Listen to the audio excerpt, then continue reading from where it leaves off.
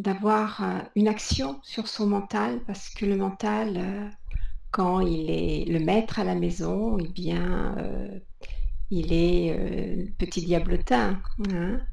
Le mental est lié à l'ego. C'est important d'avoir un mental actif parce qu'on en a besoin dans cette dimension et le mental, est lié à nos dimensions inférieures, je dirais, à la peur, hein.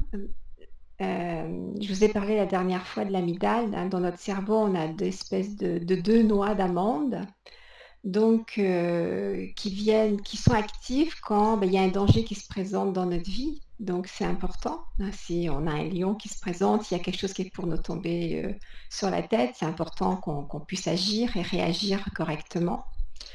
Mais le souci, le mental, il dépend beaucoup de nos conditionnements, de notre environnement, de tout ce qu'on voit et donc il va s'approprier, des croyances, il va s'approprier des visions, des perceptions qui sont pas forcément le reflet de la réalité.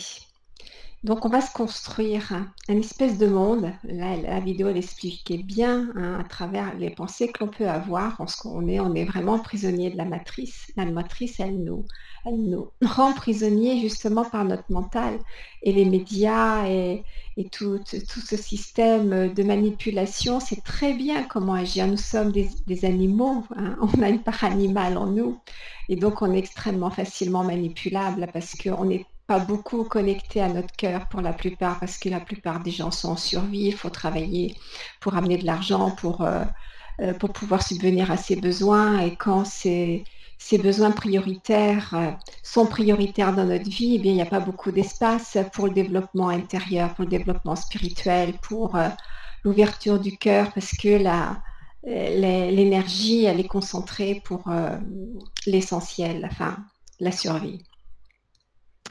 Alors, quand on arrive encore à prendre des temps d'espace, de tranquillité, que le mental n'est pas trop actif, c'est OK, il est à notre service et c'est important parce que dans ce corps-là, on en a besoin, on fonctionne avec. Il faut bien qu'on réfléchisse, il faut bien, gérer sa vie. Mais, la difficulté, c'est quand le mental s'emballe et qu'il y a des pensées, récurrentes qui se répètent en permanence et on se raconte tout le temps les mêmes scénarios. Là, je dirais, c'est même dangereux parce que quand il y a trop de pensées, on se sent complètement dans la tête, on se sent déconnecté de son corps, de la partie basse, hein, de son ancrage, de son corps, de son cœur.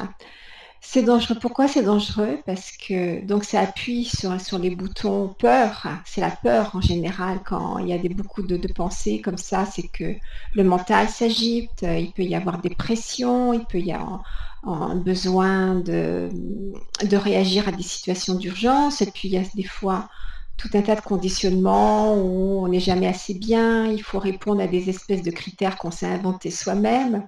On s'inquiète pour un rien. Là, en ce moment, on a de quoi parce que nous est bien mis plein de choses sur la table.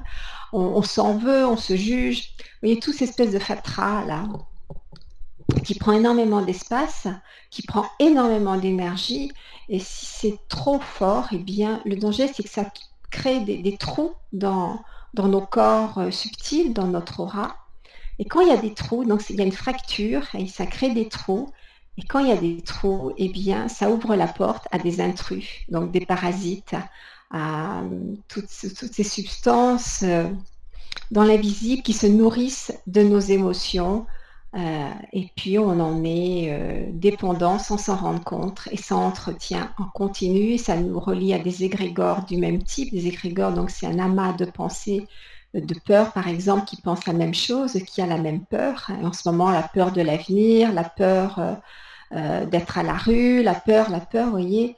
Donc c'est important de pouvoir le voir, d'en être conscient. Parce que déjà quand on est conscient des choses, ça veut dire qu'on peut les résoudre.